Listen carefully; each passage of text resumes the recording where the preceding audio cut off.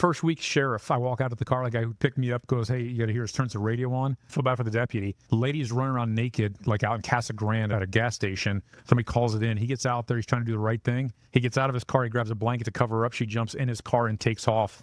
She commandeers a truck with a couple and tries to chase her. So that was like my first week being sheriff. I go, oh, that's law enforcement. I'm back in it. A naked lady stealing one of our cars. That's great. Yeah.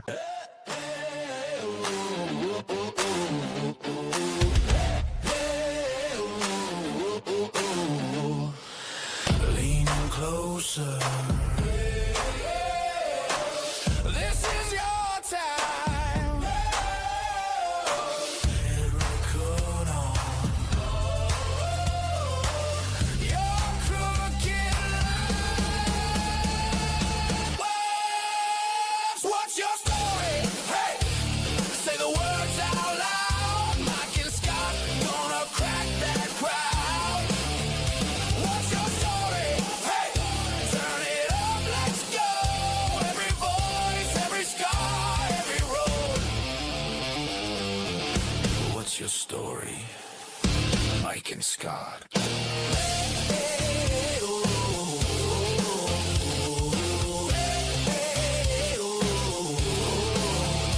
Let's talk. Hey everyone, Mike Lindstrom, my man Scott Leese. What's your story? You know, I was thinking about today, Scott. We're celebrating our year coming up. All the guests that we've had, you've had musicians, CEOs, an actual elected official, and a sheriff. We've never had either of those. Neither one. No elected officials, nobody from law enforcement. Well, we're talking about the sheriff. Think about that, bro. To be honest with you, I spend most of my time trying not to think about sheriffs. I know, I agree with you, but I think this today, I want to dig in on this one. Some of the stories that this guy's seen, I can't imagine. But a lot of people around the United States have heard about like Tent City and the jails. We used to have Sheriff Joe Arpaio, where had people wearing pink and keep them out in the heat. And then this gentleman comes along. So it's kind of nice to have a friend, but actually have someone of your stature on here. So welcome, Paul Penzone. Honored to be here. Congrats on a year. That's a big deal. Yeah, thank for you you so much. guys. It's been a year. It's hard to believe, but you're helping us celebrate this final swift into the year. Honored to be here. So we start off every single podcast with what's your story? So give us the abbreviated version before we start going into all the good stuff. All right, Cliff Note, born in Trenton, New Jersey. Left there relatively young, just before junior high, but have a lot of fond memories growing up on the East Coast, going to the shore for the summer, and just the culture and living in it, just an old school Roman Catholic Italian community. So that was my roots right there. We came out here because my mother had severe respiratory problems, and back at that time, like the late 70s, early 80s, it was still a desert. So the dry climate literally saved her life. She passed a few years ago in her mid-80s, but living in Arizona, which is like such a foreign thing. The Clampets got in the car. My dad drove us across country, and we rooted here. I went to Cortez High School, which is over by Old Metro Center, for those who know it, and Metro Center's not there anymore. It was a rough neighborhood from the context that it was just blue collar, right? It was mid to lower mid-income families, grinding, making a living, loved sports. Was a decent student where I wanted to apply myself, which wasn't often. But there was like this defining moment. My father laid floors for a living. My mom worked in the justice courts, which you know very well because your wife's a judge. And I would go there sometimes with her in the summer just to kind of keep me out of trouble. And it was my first introduction into the criminal justice system, the balance of the scales. And then my senior year in high school, I remember we had career day and I was wandering around. I walked in the classroom where there happened to be a Phoenix PD officer. And whatever reason, I just felt, wow, what a distinguished career, what something that you could be proud of where you're serving people. And I've always kind of lived by the credo, I don't like bullies. So went to college, studied criminal justice. I was hired by Phoenix PD in 1988. Spent a little over 2 decades there. Retired from there, went to the private sector for a while, worked with nonprofits, and then took on Joe. And that was definitely a life moment, a defining moment of one of these things you never expect you'll do. It wasn't a bucket list thing. It was circumstantial. And then I had the blessing and the privilege to be sheriff for 2 terms, retired and went back in the private sector to do a little better for my family, as the sacrifice you make in public safety and in public service is for the community, which is really important, purpose-driven. But you also got to think about your own family too. So that's where I'm at now, just trying to give back to the community, but also doing good for my own family. Yeah. I read that you were a volunteer bailiff in high school. Yeah, right? So that ties into that. So I would go in, I think the judge would just humor me because it was summertime. My mom would take me to work with her.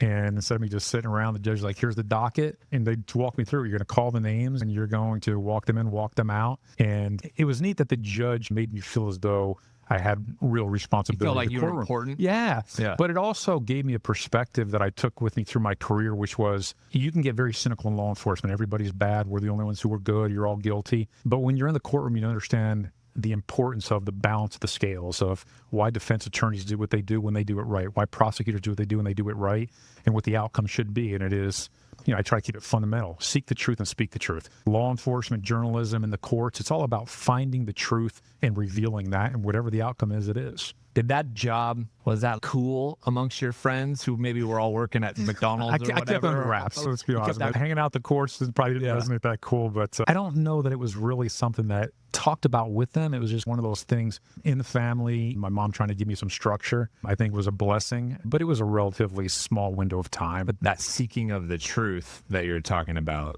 that had to be one of the sort of starting points, one of the origins. Yeah, of that with you. And I think that, I would go back a little further respectfully. I am a believer that we look at all the challenges that young adults face nowadays, and I go, okay, so through my life, there were so many critical times where if you go left instead of right, you try drugs because of peer pressure instead of saying, not me. You make the mistake and do something and harm someone. All the different things that every adolescent's challenged with. My North Star was always like, I didn't want to disappoint my family. I didn't want to put a smear. Maybe that was coming from where I was raised. So the truth for me was really about just trying to find a way to, none of us are perfect, but be the best version of yourself. But if you can't be truthful, then I think that your character and your integrity is flawed from Jump Street. And I'm not judging others because we all have our weak moments, but I do embrace that very tightly. And I try to, when I had the chance to be in law enforcement and to lead in law enforcement, that was my North Star. I always say that things happen to us between the ages, usually between 5 and 12, that really define you, because between birth and 4, you don't have a big memories unless they're super memorable, like traumatic. So 5 to 12, you have things that happen: divorce, marriage, girlfriend, boyfriend, all that stuff that happens, right? Failure. You said the bully thing. That just came out of your mouth. That obviously tied into one of your purposes around the job. Was there something that happened between like 5 and 12 where you're like, there were things that happened to me that made me believe differently about bullying or bullies, or maybe you were taught that? I don't know that I was taught it. I don't know where it came from, other than I can give you examples of moments, which I think are, like you're describing, really critical. But I always had this sense of, if there's somebody out there that's just weaker or vulnerable or whatever it may be, and someone's trying to pick on them, if there's not an intervention, if there's not somebody who's willing to say, no, it's not okay, then that person is going to get away with that bad behavior and harm someone who isn't undeserving. And growing up, I say this as a joke, but there's a lot of truth. If you know anybody from Trenton, New Jersey, they're always going to stand out because they have a little bit of an arrogance or a swagger, or just kind of, we think we're as cool as the other side of the pillow, especially when you're Italian. I moved out here, and I remember just starting school. Different city, different everything, right? New school. And one of the kids, I was the new guy, and he wanted to challenge me to a fight. And I was like, all right, let's go. And I don't think he really meant it. He just thought, new guy, and I'm going to try to look cool. He never expected. We're so young. Say, yeah, sure. The fight's going to last like 3 seconds before it's over. But it's just my attitude, not that I'm the toughest guy in town, but I would say you don't have to stand tall, but you sure got to stand up. That, or seeing someone wanting to pick on a friend. I can take the pain. I'm not going to allow for someone I love to take the pain. And I do believe that if you're going to be in some form of public safety, public service, it should always be selfless. You should always recognize it is about sacrificing to ensure that others are safe at your own risk, because if not, then evil and the bully mentality thrives. And I do believe right now in our society, we see it far too frequently, especially with the advancements and the wonderful things about technology and social network, or social, whatever the heck they're called, platforms. That's how bad I am about it. Suddenly people with axe to grind, or they just feel like they were victimized and they want to lash back, they have this platform to do such good or such harm. And unfortunately, too often we see the harm.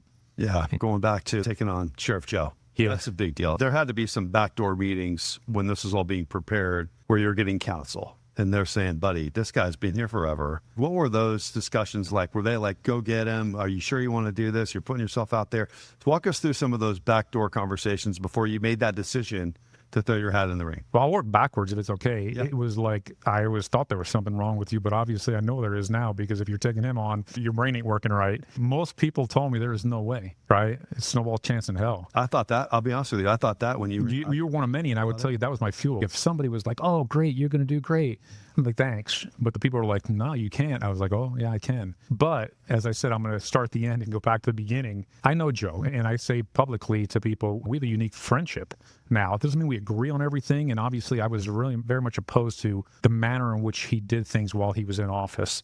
I wanted to see something different, in my own opinion. But we are actually friends now. We speak a couple times a month, and I check on him, or he'll call us to say hi. But here's how it happened. I was sitting and not sitting, I was actually probably standing in my living room, TV's on the wall. And people have heard this story. And there was a news conference, and it was Sheriff Joe. And I'm a believer that leadership is about, you don't brag about you talk about those who do the job, right? You take the hits, you give them the glory. You don't make the story about you make the story about how can we do more for others. And his twist was a little bit different than that. So he's having this news conference, and I kind of verbalize outwardly. I'm like, God, why does he do that? It's just so ridiculous, and it goes against what I believe that profession should represent. Now, maybe that's a little longer than what I said in the moment, but I hear this voice, and it's like, well, if you don't like it, do something about it. There's my wife, who you know. She was in the kitchen. She heard me bitching, and she's like, all right, big boy, if you don't like it, Step up. yeah, step up. Gauntlet thrown. So I had this moment, and I tell people, she took my man card. And some people are offended by that. Oh, I'm not being chauvinistic. She took my man card, right? That's a saying. And, That's if, a and real I'm like, thing. yeah. And so I went through my head, and I'm like,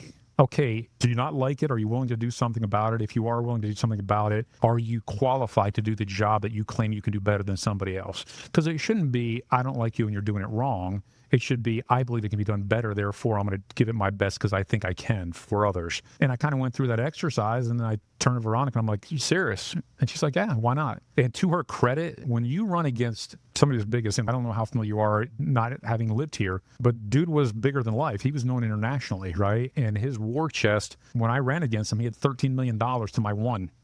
Right? So you're going to get pounded, and you have to have the tenacity to say, Rocky Balboa-esque, it ain't how many times you get knocked down, it's how many times you're willing to get back up, because it was brutal. And I like to share this part of the story, because you said were their backstories. I was an independent, and I'm like, I'll run as a conservative Republican, because I probably lean that way a little bit more. Cops just normally do. And I met with some strategists, and they were like, yeah, dude, nah, please. As a matter of fact, step back from the ledge.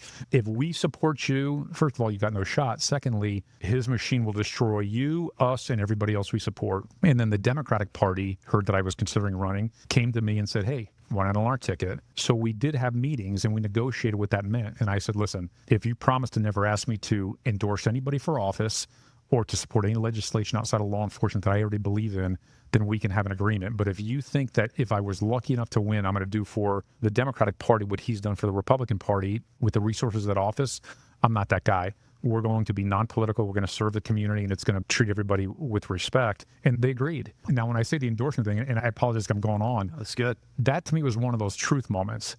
I made that commitment from Jump Street, and I felt that if you're a sheriff and an elected official and use that leverage to endorse people, it's an influence that could be corrupted. It's like, say, you're my guy. I don't know you. He's running against you, and suddenly you get arrested for DUI by whomever, and the charges get dropped. Doesn't it look a little sketchy? Yeah. Or vice versa. You get arrested for something. It's like, whoa, hold on a second. When you have that kind of power of elected and law enforcement powers, I don't believe you should be out there moving the meter on the community's perspective on people. I think that you have to be in a different space. So while I was in office, I was asked a lot because people understood the leverage of it, to include 2 presidential candidates, one who won. And I never said yes. I did not endorse. And I said, if I'm going to say no to the person running for city council, I'm going to say no to the person running for president of the United States. I don't want to say I'm proud of that, but I'm glad that I stayed true to my values. Yeah. Sorry, Dad, that was like such a long answer to your question. I think it's something to be proud of. Oh, I'm thinking about election night itself and what that must have felt like as you're sitting around waiting for the results to come in. Yeah. I have nothing to compare it to other than being an athlete and competing. It's like the scoreboard's right there. I don't have to wait. It's not, you know what I mean? I'm not waiting for the results to come in. I never was in one of those sports. Yeah. But you're sitting around, the results start coming in. Are you nervous? Are you terrified? Did you feel like we got this? Were you like, oh, fuck, we were you? lost? Like, Tell the story. All right. So, and this goes to a whole different element of my being. I'm very much a man of faith. So I actually ran against Joe twice. I lost the first time. There was an independent that jumped in the race late, and I ended up losing by 4 points. And that was in 2012. So when that was over, looking at my wounds, took my abuse, that kind of stuff, and I'm like, done. Check the box. that was Rocky 1. Correct. And that's exactly what my wife said, who's a big Rocky fan. So 2016 rolls around, there's still chatter because it was such a close race. He'd never been that close to defeat. And people are like, are you going to do it again? And I said, I never say never, but I don't see it happening because I had this epiphany moment. And then suddenly I'm like, okay, I did my best. I don't want to go through it again. It's not worth it. I had been working in the private sector, but I had been contacted by somebody for a really high profile job. And the CEO said, listen, Paul, I want you to put in for this. It was security specific, but just know I don't play a part in it. There's a board, there's whatever, blah, blah. So there's a fair process, but I think you'd be good for it. So I put in, there were like 200 people put in for the job. It took months, get down to the final 2, me and another guy. You know, you went through so many interviews, that kind of stuff.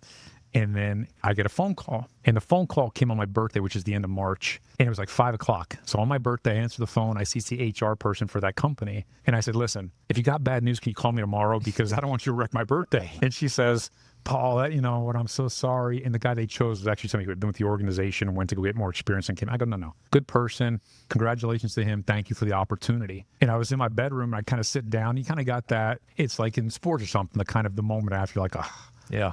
you know, because it would have been a really nice job. My wife comes strolling in again, my muse, and she's like, what's up? And I go, I just got a call from that organization. She goes, you didn't get a job, did you? I said, no. She goes, don't you get it? Doors keep closing, but one stays open. You're supposed to go through that one. You're supposed to finish what you started. And I was like, are you serious? You want to go? Now, keep in mind, this is almost April of election year. It's not a year in advance. Mm-hmm. Election's November. And I'm like, you serious? You want to go through it again? Because we all went through it. And she's like, yeah, you need to finish what you started. So I called my strategist. I said, hey, we're announcing next week I'm going to run. She goes, is this April Fool's? What are you doing? I go, no, maybe I am a fool, but we're going again. And I just want to give you that background because I made a habit of praying the rosary almost every night while I was running for office. And the reason I did that was because as a man of faith, everything that I believe I should be doing is to serve a greater good. Right? And you get these opportunities not always because of your own skill or talent, but because in the Bible it says something to the effect of God doesn't select those who are equipped, he equips those who were selected. And when I was facing tough days, it's like if I prayed the rosary, my tank got filled again. I was like, okay, I'll go the next day. So on election night, which was your question, I had already had a bad election night and they had a big party, a couple hundred people, and all of a sudden the tally comes and you're like, I'm on the wrong side of that ledger, right? And when you got announced, okay, I'm conceding, we lost, the room just clears and it's heavy. Right. And suddenly the next 2 weeks you spend just kind of like, what just happened? No. Fast forward to 2016. I said, no. We're not doing that again. We're doing a private party with like family and close friends only. So there was maybe, let's just say 35 people. We did it at Chris Bianco's brother's sandwich shop next to Brophy. Yeah. Closed door. And I said, there's one rule for everybody who attends. No TVs, no radios, no nothing. I do not want to know the outcome until there's an outcome. Because I wanted us to just to be together, right? To just enjoy each other without watching the scoreboard. And I'll never forget because I'm sitting there and everybody's on their phones. And I see some people smiling and some people do not look happy. They're like, oh, God, you're reading into every and reaction. you know why? Here's why. Because there were a lot of people there because I was running as a Dem. Hillary Clinton was running against Donald Trump. Yeah. So some people looking at that scoreboard and it's like they're about to cry, and other people are looking at my scoreboard and I don't know what's what. So finally the lady who's in charge of PR for me, she comes up and she goes, can I tell you? And I said, well, obviously there's a decision. And she's like, congrats to the sheriff. Wow. And it was like, I've run a marathon. I've done things that were bigger than self.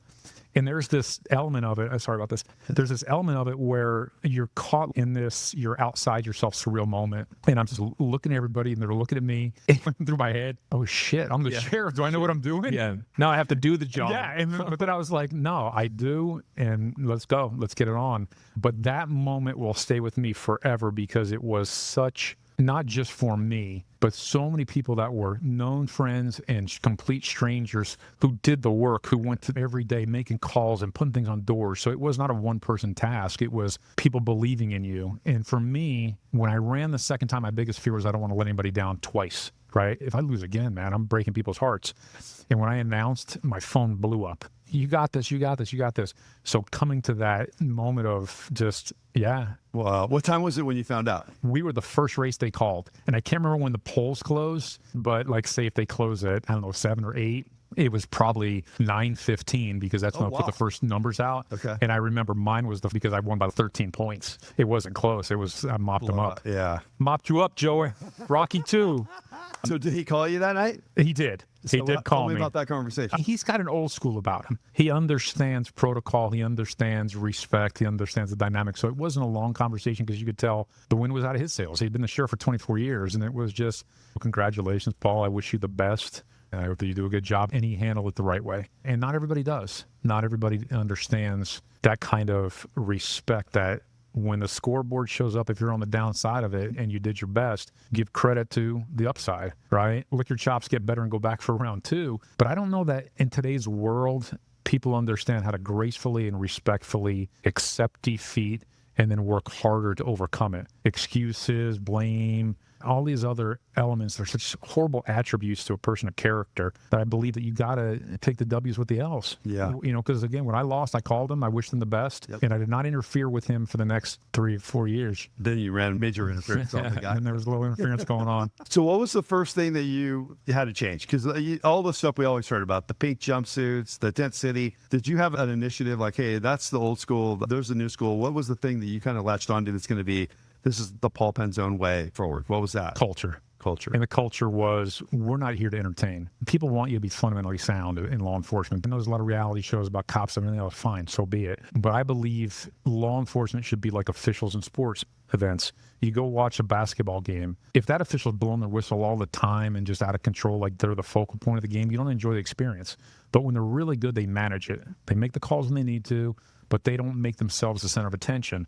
Law enforcement's no different. Like, we shouldn't live our lives with this attitude of, oh, great, where's a cop? I need a cop on the corner so I can feel safe. It should be, I feel safe, and in the background somewhere I know there's a cop if something went wrong. And when they handle themselves, because it's like art. When you see law enforcement do the job right, you know what it feels like. And when you see them not doing it right, it's not art, that's porn. Right? It's bad. And so when it comes to the use of force, when it comes to the engagement, when it comes to all that kind of stuff, it has to be objective, non-emotional, non-partisan, respectful, because what you represent is greater than anything else you're interacting with, from a context that it's not about me, it's about what I'm representing. Therefore, I'm going to show respect to everybody, and how they choose to treat me is on them. It's a reflection on them. But I reflect on those that died in the line of duty, those that wear this patch and this badge, those that go to work every day to do a good job. And if I act like an ass, or I abuse somebody, or I am unethical in my delivery of the law, then I don't deserve to wear it. Because at the end of the day, it is the people who give you that power. It is not the Constitution, it's not the laws. They're there as the guidelines, right? But it's the people who empower you to have the authority to apply the law, and you lose their trust. And I promise you, you've seen the uprisings. It doesn't matter what's written on paper. They're going to take the field. Hard. I imagine it would be hard to uphold certain laws that maybe you don't agree with personally. You got to go through the door with the understanding that I don't have that luxury. Now, if there are things I don't agree with, because I was a big advocate of this, if there are laws on the books that are not, either no longer apply properly when they were written for the wrong reasons, then you have the opportunity to go to legislators and say, hey, this one needs to go. Like, I was a part of a couple of pieces of legislation that I thought were really important. And I was also a big part of telling legislators, don't go write laws without talking to law enforcement leaders first. Because it might feel good and your constituents ask for it, but you don't understand the application, you don't understand the consequences.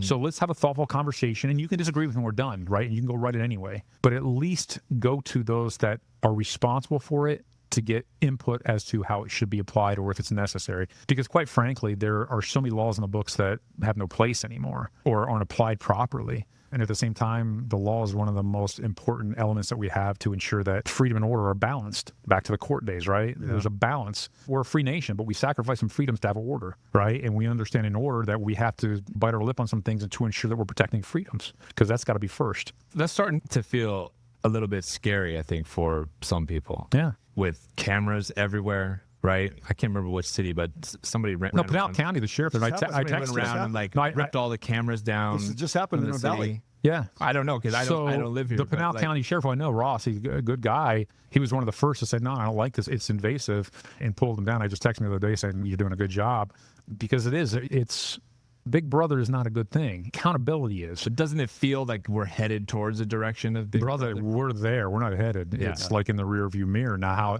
on our phones, everything that you do, right? So I don't like it, because I think that it steals an element of who we are as individuals, and it empowers people that have the authority with too much, and then how they apply it can be egregious, and it's not okay. There aren't enough checks and balances. I have some clients that I've worked with in my consulting business that are in law enforcement, software development, and things like this. Well, one of them is not software development. It's actually like building RoboCops, basically. Yeah. And one of the extreme concerns is you remove the human beings out of law enforcement, and it's just machines at one point in time. In the discretion is gone, and even common sense or processing it's a different all way. just binary. Yeah, it's ones and zeros. We think of crazy stuff when we were younger. There's a movie called Minority Report. Yeah, exactly. But you walk around, it was like grabbing eyeballs, right?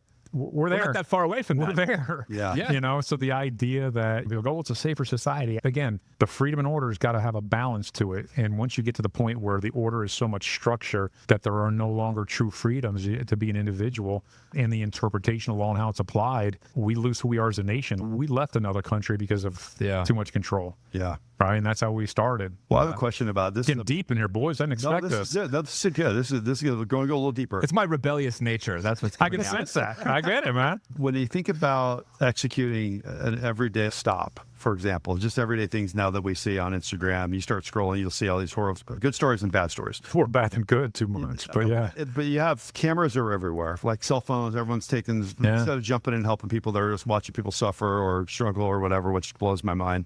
So that's one element. Then you have cameras now that are on, that's been on there for 15 plus years. Now you got accountability there. And then you had everything that happened in 2020 and 21, everything that's caused a belief to change inside of a police officer. So a police officer has a different kind of a belief now. They have to execute the play, do the fundamentals like a stop. But then the humanistic part of it comes in. You're thinking, okay, who's filming right now? I know I'm accountable here, but the instincts are still there. I still wonder sometimes, like, why didn't that guy do the stun gun right there? Why'd that guy just light that guy up? Like an empty mag on that guy when he could have. I'm watching the video. I don't see all the facts. Sure. But he's 10 feet away. He's not even holding anything. He's threatening with a stick, and then the guy gets shot 5 times. My brain, and I'm only seeing 10 seconds, so I get that. But I'm like, you would think that his instincts would be different because he knows people are filming. He knows people are watching this moment. I need to have a different instinct. You're still humanistic, and you're going to have a knee-jerk reaction to something. But then you create this extra filter called, oh shit, I need to pause again because no one's around. I can act different, but now I know everyone's watching. How does that influence behavior of a police officer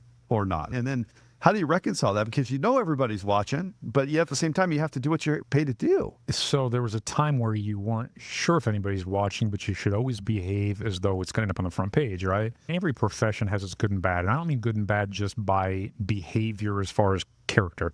I mean good and bad and talent, right? Because people go, well, you've been trained. How is it that as a cop with all this experience, you couldn't de-escalate properly, you couldn't shoot straight, whatever it may be? There's still a human element. We're not all equal, right? The way we process, the way we respond, the way we manage stress. You start stressing, everything shrinks, audio goes down. Some people understand to breathe, other people forget. So I'm old school, right? I grew up in a different generation where when you went to work, you had a couple things on your belt. You had your gun, it was called mace back then. It's like pepper spray caps on now. You may have a baton, expandable baton, and you had a flashlight. I never once maced a person. I got maced myself, like sitting in the car and sprayed and I'm like choking on it. And that's why I hated it. But we had to have it. Flashlight came in handy, not just for illuminating, but for illuminating. Because we had so few tools, you had to better communicate with people. And again, I grew up in a generation where there weren't cell phones, so it wasn't texting and all this other nonsense. You had to talk to people. I cut my teeth in the hospitality industry. I worked at the Point Resort all through high school and college. So I had to communicate with people, solve problems, care for them, all that kind of stuff. And I took that into the profession. But back then, dynamically, you had to put your hands on people. You didn't have a taser. You didn't have this other stuff. And you had to talk. So, you know, a young man or young woman, maybe you want to go, well, I'm going to prove I'm a tough guy. You get to the point, you're like, I can fight every shift. I don't want to fight anymore, right? So how am I going to get this person in handcuffs without fighting them? Now they have tasers and guns and all that kind of stuff. And I am concerned that they've lost the skill to communicate, to de-escalate in a way that is verbal first, and to understand that just because you're wearing the badge and you bark loud doesn't mean that person's going to abide by what you're saying. There's also a cultural element in society where it's suddenly defy authority at all costs, and then we see tragedies.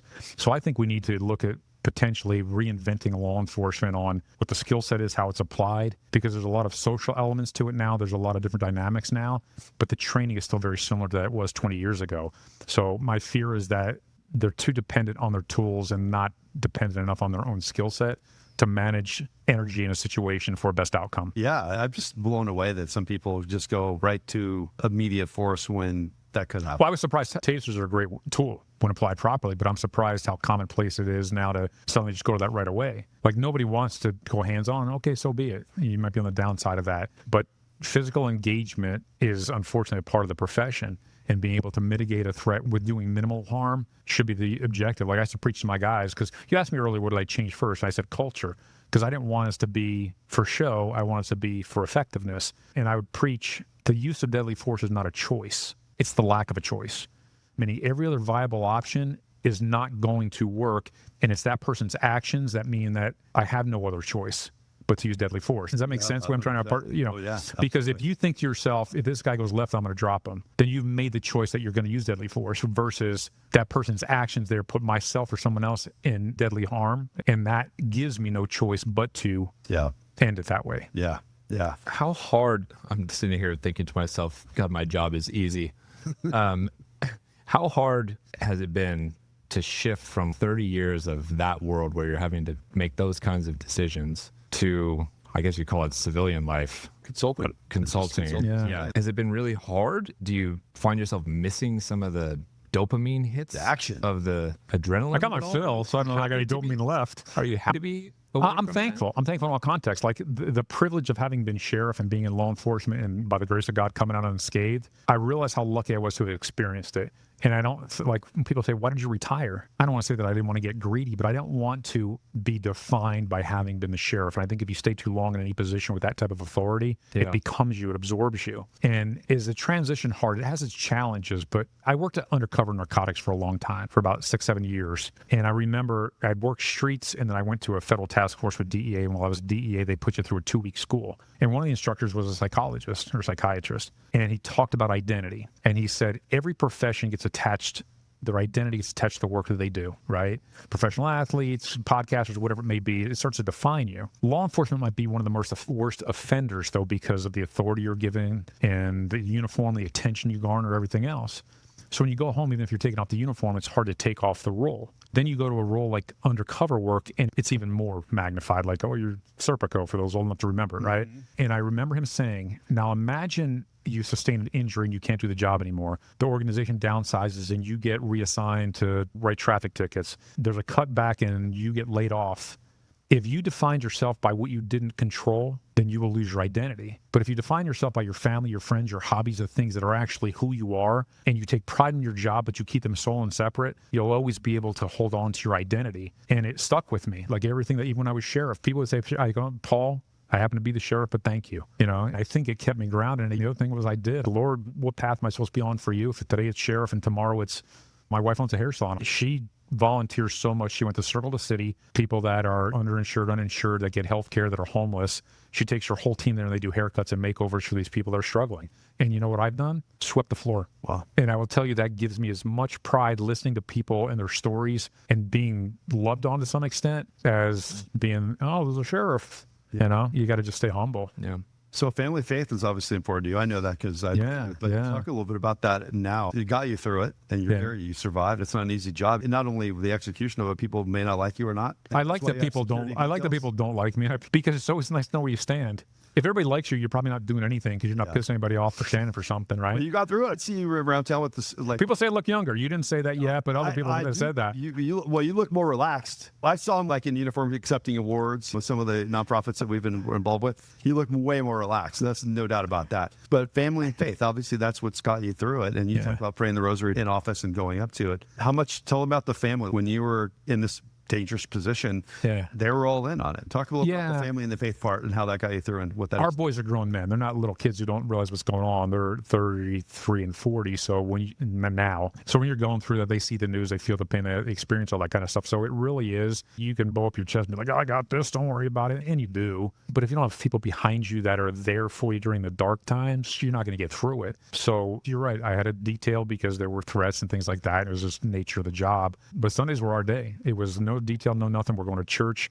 We're going to brunch. We're spending time together as a family. Wow. So one of my chiefs, I had 4 chiefs with Phoenix PD. The last one was a guy named Jack Harris. Jack told me, he's like, everybody thinks they know what it's like to be the boss, but nobody knows but the boss. And the most important thing you'll ever do is when you have to give a flag away, which means somebody died in the line of duty. So there were 4 occasions where I had to go knock on the door and talk to a wife who's not a widow without them knowing. And it's heavy. It's hard, right? And that's where your family is so important because when you go home from that, you're like, man, that was a rough one, right? Yeah. But at the same time, it's not rough on me like it is on her or the kids, right? And when you take on a position like that, you have to understand that you are there to be a caretaker of others, and then you have to have people like faith and family around you to be the caretaker for you. In my family, I've been blessed because they are amazing when it comes to that. But yeah, we went through together. Because what I was going to say is I remember one time that going to the door, telling my wife she was a widow. You have to have the funeral and you have to give the flag and everything else, and you have to do it in a way that ensures that they understand not only that they respect them, that their loved ones' sacrifice was for a greater good, if that makes sense, that it wasn't in vain, and that they won't be forgotten. Because when all the stuff's going on, they get loved up. 6 months later, everybody forgets them. So you have to make sure that you stay. But going home to the family is what you get out of it, right? That you're going to be taken care of in that way. But I remember I come home one night, and it was kind of, I don't say funny, but I walked through the door, and my wife was like, "You all right?" And my son was one who came up and gave me a hug. Wow. Yeah. Wow. He felt you. Just sensing it. Like he's, Yeah. dude just needs a hug. Felt you. Yeah. Yeah. Well, And it's real. Like I get a little choked up. That's because if you don't have that emotional attachment to it in a way that you care about people like that, then you're probably not right for it. And there is, you said you see me in certain situations, and that's because you're the sheriff. My mom used to say, "I saw you on the news, honey. Why don't you ever smile?" Put your face And I'm like, "Mom, I'm like the Grim Reaper. I'm talking about death and destruction. There's no moment for smiling." Yeah. But through that, it's still the greatest privilege in the world. Yeah. Yeah. You were good at what you did, man. You were good at Yeah. what you did, man. Thank I tell you, I'm very fortunate that our wives are friends. I remember being at it was an Arizona Foundation for Women. They were honoring you at the stadium that one time. And we hadn't really met. We had met because we both know Joey. We see each other around town. Yeah. And of all places, this is a funny story. He may or may not remember this. I'm wearing a suit and a tie, and the stadium's empty. I think it was D-back Stadium, I think is what it was. So he's going to be honored by this foundation that my wife was chair of. And I went to the bathroom, and it's a stall, and by myself, no one's in there. And 2 stalls over, this man comes walking in, all suited up. And you're having that little awkward moment at the stall, and I look over, and I'm like, "Oh shit, there's Sheriff Paul Penzone standing right over there." I'm glad you looked up and not down, but go ahead. I looked up, I gave him the eye, but I couldn't help myself. I'm like, "Hey, congratulations." He's like, "Hey, thanks." But he was all business. He didn't know I was married to Monica, who was about to hand him an award and all this other stuff. But by the time I came back in, and we kind of had a funny moment, he goes, "Hey, man, I didn't know who you were earlier. Sorry, man." But it's like, you didn't know I was one of you. I'm just another guy in the stall. And that was, yeah, I think it's something else too, though. And I hope I'm not running too long on the show, but it's not as much about being all business. It's incredibly difficult to manage the snowstorm. I had been elected, had not yet taken the office, and I went to an event, and it was a big deal here for certain members of the community. And the event had nothing to do with me, but I was the newly elected sheriff. And I kid you not, at the event, you would have thought it was a wedding because about 50 to 75 people lined up to take selfies with me. And I was so taken back by it because you want to be respectful. You want to take the picture. You know, I'm humbled by the fact you want to take a picture with me. It's a big moment for you. Whether it's Paul Penzone, the sheriff, it's really because it's the sheriff, right? So it's not about me. It's about you get a chance to take a picture of the sheriff. And it can be exhausting. It's emotionally exhausting because if it's not, then maybe you're not being true to the moment. But if you're truly, you want to be there for people and you want to be thoughtful, it's constant everywhere you go. Yeah. And you got to be grateful for it, but it's not easy. Yeah. Because when somebody talks to you, if you're an asshole, you're allowed to say that? Oh, no, oh yeah. Okay. Absolutely. They're going to tell 15 other people, and it's not about Paul Penzone. It's about the sheriff of Maricopa County, the people who work in Maricopa County Sheriff's Office. You're representing others. So I was very conscientious about how I behaved in the words that I chose. They were never scripted. If I was speaking somewhere, I would just know who was the audience and what was important to them. That's what I would talk about. Yeah. But I knew that every word I said in some way would reflect the very same person whose wife I gave a flag to, or some deputy or detention officer who's putting it on the line. So if I didn't represent them in a way that was respectful, and I was a buffoon, then I did a disservice. Yeah. All right, we're going to wrap up. So we got one big takeaway. Okay. Quote you live by or mantra you live by, something our guests can say, hey, that can influence my life in a positive way. My youngest son taught me to get a tattoo with him, and it's scripture, and it is be strong in the Lord, which is really important to me. But I live by the mantra. It says, you shouldn't live to get the approval of men, of people. You should live to please your Lord. And I think when you exist in that space, faith or not, I'm not imposing my faith on you, that when you realize that you shouldn't be just trying to win admiration, if you just focus on doing what's right for a greater good, your decisions get a lot easier. Yeah. Well, good stuff, huh? Real good. Well, there's only like part one. We got to bring it back to like the really good stuff. Like what happens in jail. I got a million questions, man. Craziest thing he's ever seen. I'm serious. We call it friends of Mike and Scott, with people that have recurring spots to come back. I would leave you with this, 10 seconds or less. Yes. First week sheriff, I walk out of the car, the guy who picked me up goes, hey, you got to hear us, turns the radio on. Feel bad for the deputy. Ladies running around naked, like out in Casa Grande at a gas station. Somebody calls it in. He gets out there. He's trying to do the right thing. He gets out of his car. He grabs a blanket to cover her up. She jumps in his car and takes off. She commandeers a truck with a couple and tries to chase her. So that was like my first week being sheriff. I go, oh, that's law enforcement. I'm back in it. A naked lady stealing one of our cars. Great. Yeah. That's a great Well, story. the job. my Yeah, friend. so ended on that note. Yeah. Oh, such an Got- honor, got guys. consulting Congrats there. on a year. Yeah, That's thank you, huge. man. I appreciate that. Thanks everybody for joining us on another episode of What's Your Story with Mike and Scott. I'm Scott Leese. This is my good friend Mike Lindstrom. Thanks to our guests for joining us today. Make sure you follow them on all the social platforms. Make sure you follow us on all the social platforms as well. And check out whatsyourstorypod.com for future episodes, past episodes, upcoming events, along with a way to follow our newsletter. Big shout out to our friends at Nectar Flow who host us here in studio. And we will see you next time on What's Your Story with Mike and Scott. Hey everyone, Mike Lindstrom here. Thanks for tuning in to What's Your Story with Mike and Scott. Make sure to hit the subscribe button for new episodes every Tuesday morning and check out a few of our previous episodes below. We'll see you next time.